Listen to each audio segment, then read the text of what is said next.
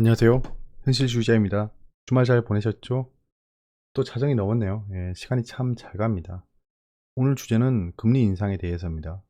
물가 금리가 인상이 되면 증시가 진짜 하락하는가에 대해서 좀 알아보려고 하는데요. 폭락론자들은 먹잇감이 필요합니다. 주말 잘 쉬었지요? 이번 주말은 조금 피곤했네요. 좀 피곤했습니다. 토요일도 늦게 영상 올렸죠? 요즘에는 시장 분석, 차트 분석에 시간이 좀 많이 들어가고 있습니다. 저도 이제 포트폴리오 리밸런싱 단계가 돼서 볼 게 많네요. 지금 시장이 과열되어 있습니다. 원론만 봐도 티가 나죠. 이슈 한번 보시죠.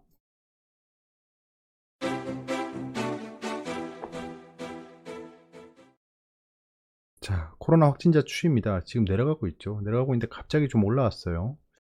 이게 지금 좀 내려가야지 거리두기가 좀 완화가 될 텐데요. 이 거리두기 때문에 굉장히 불편하죠. 우리 국민 여러분 그리고 현자 여러분들이 감내해 주시는 덕분에 코로나가 확산되지 않고 있습니다. 3차 확산은 점점 누그러들고 있긴 합니다. 이제 백신 접종이 시작되면 사람들의 심리 방역도 굉장히 좋아지겠죠. 자, 그 다음에 코스피 제가 2021년 전략 영상에서 예측했던 거 이제 업데이트해서 봤는데요. 제가 이때 이렇게 말했었습니다. 뭐 여러 가지 지지선들이 있고 내용들은 그 영상에서 보시면 될 것 같아요. 자, 지금 엘리어트 1파, 2파, 3파, 이제 4파 단계일 것 같다라고 했습니다. 2파 조정이 플랫 조정으로 나왔기 때문에 4파 조정은 지그재그 파동이 나올 확률이 높겠죠. 엘리어트 파동 이론은 한번 보시길 추천드립니다. 저도 시간이 되면 엘리어트 파동 이론을 좀 쉽게 설명해 보고 싶은데 여러분들도 잘 아시다시피 제가 시간이 없습니다. 예, 시간이 없습니다. 자, 지금 제가 상승 밴드는 이렇게 예측하고 있고 상승 밴드가 깨지지 않으면 하천까지는 올해 무리가 없을 것 같다라고 말씀드렸습니다. 근데 뭐 언제 그렇게 뭐 전략대로 가겠습니까만은 2020년은 제가 생각했던 전략대로 약간 삐끗하긴 했지만 가서 3,000원을 맞췄죠. 피보나치 되돌림을 보면 2444 정도까지는 열어놓고 봐야 된다는 겁니다. 1차 지지선은 2600입니다. 지금 현재 제가 2021년 봤던 흐름에서는 별반 차이가 없습니다. 만약에 엘리어스 하파가 프레 조정이 나온다면 그 다음에 상승 파동은 굉장히 클 겁니다. 5파가 진짜 우주 뚫고 올라갈 거예요. 예, 이건 엘리어스 파동 이론에 의해서만 말씀드리는 겁니다. 시장이 어떻게 흘러갈지는 지켜봐야겠지만 거래량이 좀 올라가고 있는 게 저는 약간 아쉬워요. 예, 거래량이 좀 줄면서 질질질질 올라가야 됩니다. 아니면 아직 조정 타이밍이 안 됐다는 거겠죠. 거래량이 이렇게 터지는 거 보면 보통 거래량이 줄면서 여기도 보시면 알겠지만 거래량이 줄면서 조정을 합니다. 아무튼 현재까지는 별반 이상이 없다. 예, 제가 폰을 원래 무음으로 해놓았는데 최근에는 회사에서 찾는 일이 많아져서 주말에 벨소리를 해놓고 있습니다. 참 불쌍하죠. 자, 리플을 홀딩 중입니다. 아직 리플 홀딩 중이고 아시다시피 제가 리플을 여기서 매수했었어요. 그래서 그 백지 잘 올라가길래 홀딩하고 있었는데 지금 여기서 페일러 스윙이 발생해서 이거 왜 흐릿하냐 근데 이거 내 눈이 흐릿한가 지금. 예, 여기서 추가 매수를 했습니다. 그리 많은 양을 하지 않았고요. 지금 평단가가 올라갔죠. 예, 평단가가 올라갔는데 여기 좀 추가 매수를 하고 지켜보고 있습니다. 사실 최근에 알트코인들이 난리를 치고 있죠. 내가 하나 눈여겨보던 알트코인이 있었는데 걔가 슈팅을 줘버려서 진짜 솔직히 좀 배 아팠습니다. 배가 너무 아팠어요. 왜냐하면 여기서 리플을 팔고 그 알트코인을 살까 말까 고민을 1시간 정도 했습니다. 차트를 들여다보면서 1시간 정도 했는데 결국에는 아니야. 리플이 만약에 이슈가 해소된다면 진짜 엄청난 폭등이 나올 거야 라는 이상한 망상에 계속 휩싸여서 그 알트코인은 못 들어갔어요. 너무 지금 눈물이 앞을 가려서 지금 이게 뿌옇게 보이나 봅니다. 여러분들도 뿌옇게 보이죠. 아무튼 1차 지지선을 깨는 트랩이 발생함과 동시에 상승 추세의 페일러 스윙이 발생해서 땅바닥을 확인한 후에 매수를 했습니다. 뭐 한번 지켜보시죠. 그리고 머스크 씨가 비트코인, 이더리움 가격 높은 것 같다 라는 얘기를 했다는데요. 지금 내신들 한국 기사들을 보면 다들 뭐 머스크가 뭐 아수라 백작이다 또 얼굴을 바꾸고 얘기한다 이런 얘기를 하고 있는데요. 그냥 트위터를 보고 외국 뉴스를 원문으로 보면 이 얘기가 아닙니다.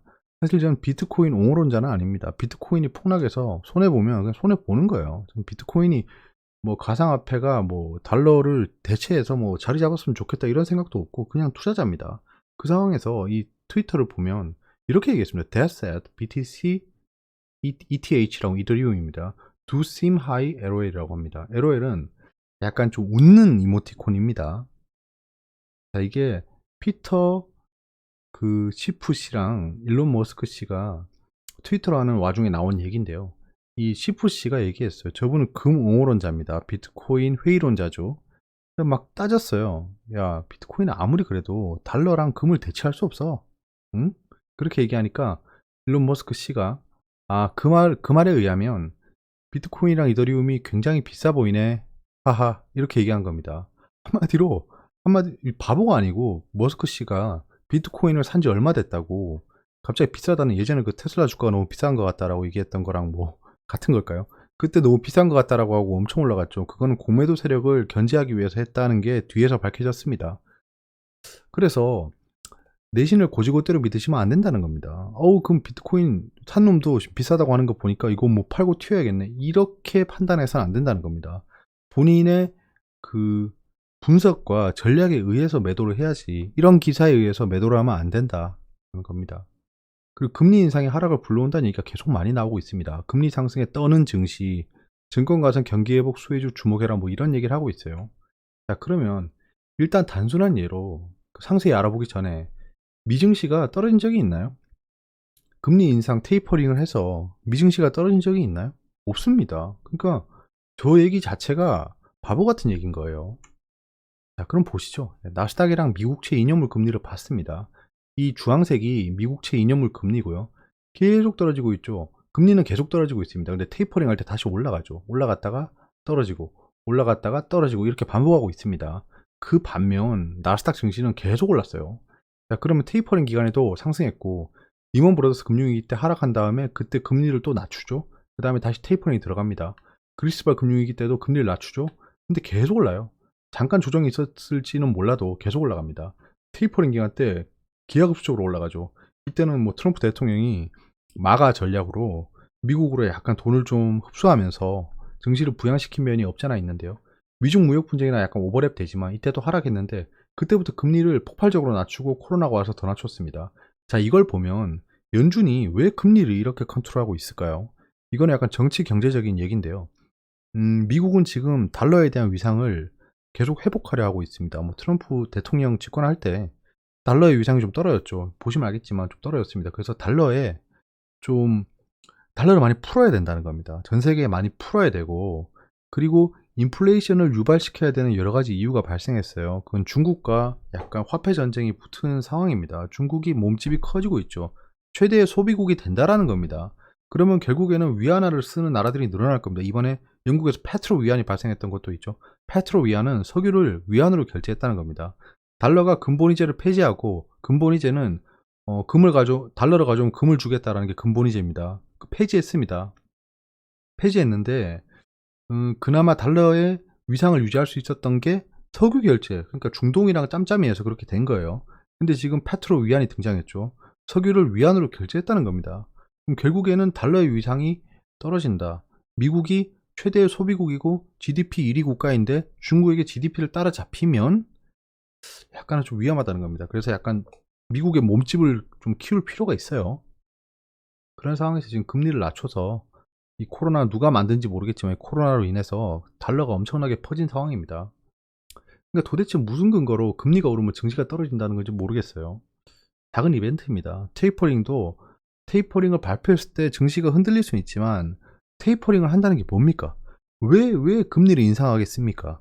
경기가 좋아졌기 때문이죠. 그럼 경기가 좋은 상태에서 테이퍼링을 유지하기 때문에 딱히 뭐 이제 금리 인상하니까 슬슬 빠지자 이런 움직임은 있지만 증시가 망할 거다라는 생각은 안 한다라는 겁니다.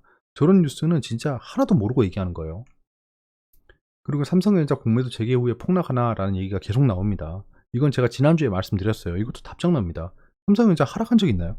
네. 공매도 금지 해제 이후에 주가는 상승해서 했었던 과거 이력이 있습니다. 이거를 상기해 보시기 바랍니다. 그러니까 공매도 금지 해제하면 폭락한다가 아닙니다. 결국에는 4차 산업혁명으로 귀결됩니다. 이 섹터를 그렇게 봐야 돼요. 코로나 타격 입은 소유주가 부각될 겁니다.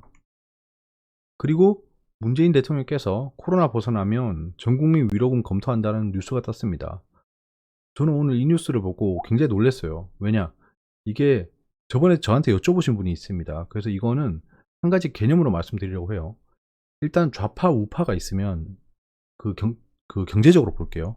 좌파는 분배잖아요. 우파는 성장이잖아요. 그럼 좌파는 결국 분배를 해야 되는 겁니다. 이거는 여러분들도 다 동의하고 선거를 하셨겠죠.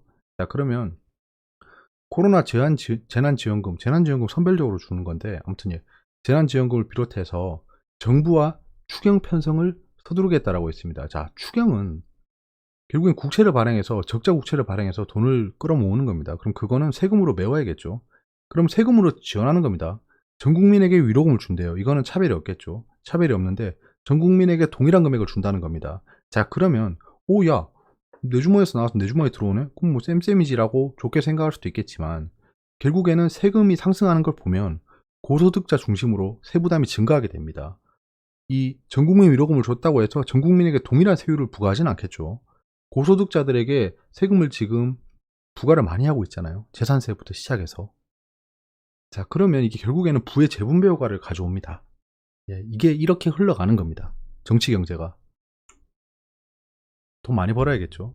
예, 포트폴리오 리밸런싱을 시작했습니다. 현재 단기 트레이딩 목록이랑 단기 수익 목록입니다.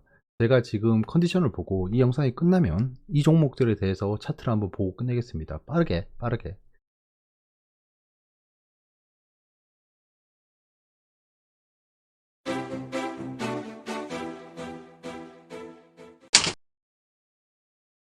자, 의신입니다. 자, JP모건이 still think 생각하고 있답니다. S&P 500이 랠리를 더 할 수 있다. 12%는 더 올라갈 수 있다. 이번 년 안에 라고 얘기했답니다.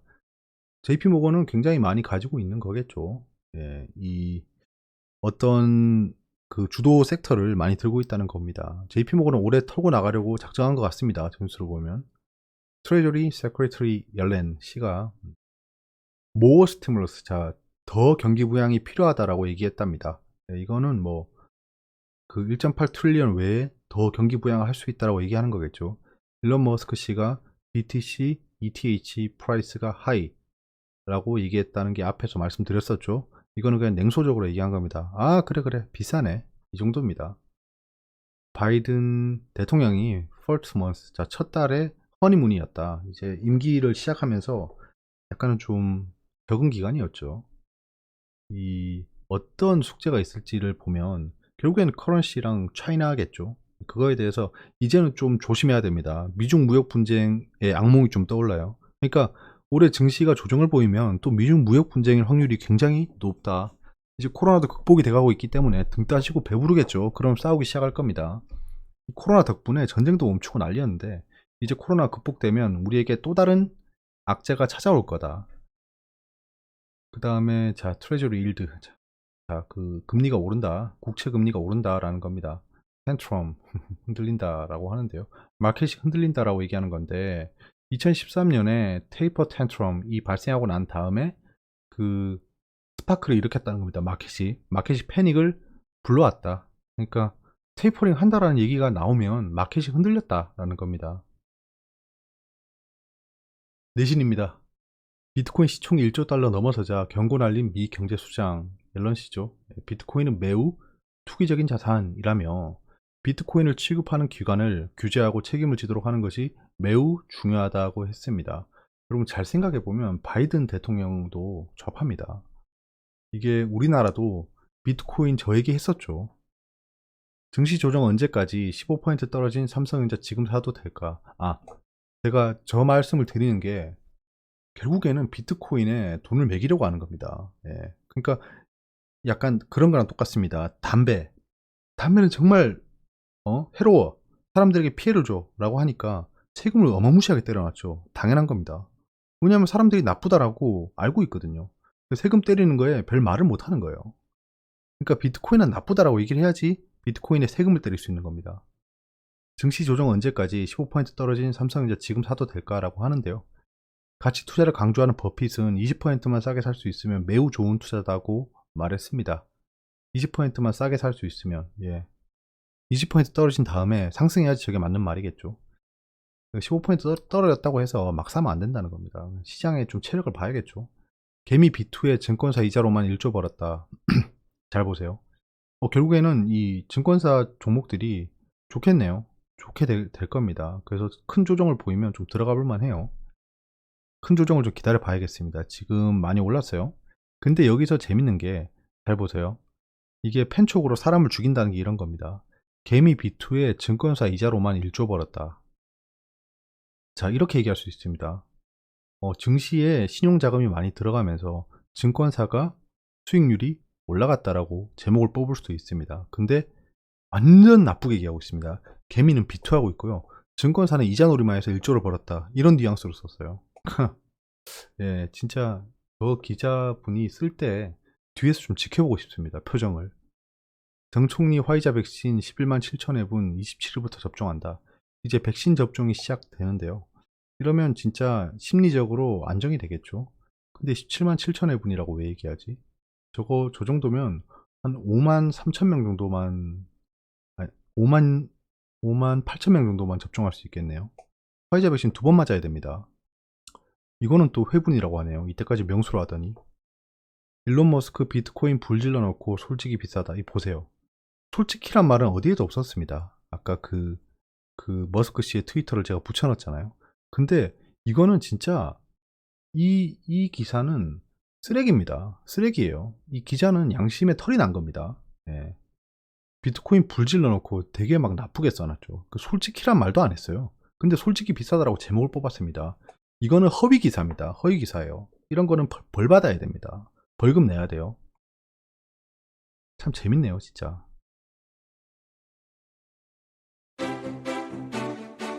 오히려 비트코인이 폭락했으면 좋겠습니다. 예, 좀 들어가게. 예, 글로벌 경제 캘린더입니다. 예, 연준 의장이 증언을 하는 수요일이 굉장히 중요할 것 같고요. 나머지 뭐 지표들은 그저 그렇습니다. 천황탄신일 같은 소리 하고 있네 진짜. 예. 자, 국내 주요 이벤트입니다.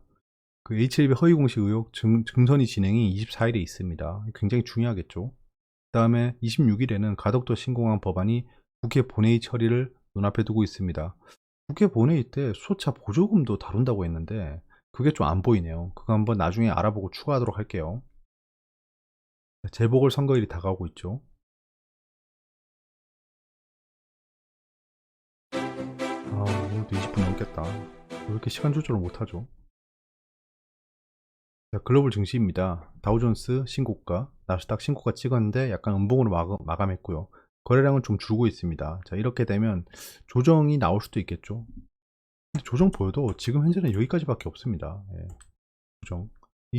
20주선이 약간 상승하고 있습니다. 이건 20주선 다시 한번 왔다 갈 수 있겠죠. 유로존은 전고점 간다고 했죠. 예. 이거는 현재 여러분들이 진짜 보는 눈이 좋은 겁니다. 전고점 가고 있죠. 예. 중국 증시도 이 박스권 뚫었죠. 이 여러 가지 이 현상들이 우리 현재 여러분들이 굉장히 날카롭게 잘 보고 있다는 겁니다. 코스피도 질질질질 조정, 거래량이 좀 터지긴 했네요. 자, 코스닥도 거래량이 좀 터졌고, 예, 여기서 밑꼬리를 달았기 때문에 잘 보시면 둘 다 밑꼬리를 좀 크게 달았어요. 거래량 터지면서. 자, 그럼 여기서 상승이 나오면 좀 급한 상승이 나올 겁니다. 근데 급한 상승이 못 나오고 지지지지 흘러내린다라고 하면 좀 큰 폭의 하락이 나올 수 있겠죠. 이 거래량이 결국엔 기준입니다. 한국 증시도 지금 보시면 신용이 좀 늘었지만 대차가 다시 줄고 있어요. 이 공매도 전략이 바뀌었는 걸까요? 일단 매주를 좀 지켜보시죠. 최근에는 대차가 계속 늘었어요. 대차가 보시면 좀 계속 늘었습니다. 공매도 재개를 좀 준비하고 있었겠죠. 코스닥도 그렇고 지금 현재 이 투자자 예탁금이 늘고 있지 않습니다. 최근에 좀 늘긴 했지만 그 가파르게 늘고 있지 않기 때문에 좀 지켜봐야 되고, 이 올해는 증시 IPO 일정이 많습니다. 그래서 투자자 예탁금이 많이 유입될 겁니다. 그 세 가지나 큰 IPO가 있죠. 카카오뱅크, 그 다음에 크래프톤, 그리고 SK 바이오사이언스까지 해서 IPO가 줄줄이 기다리고 있습니다. 올 한 해는 증시가 밴드웨건처럼 성행할 수밖에 없다는 겁니다. 재화를 한번 보시죠, 재화.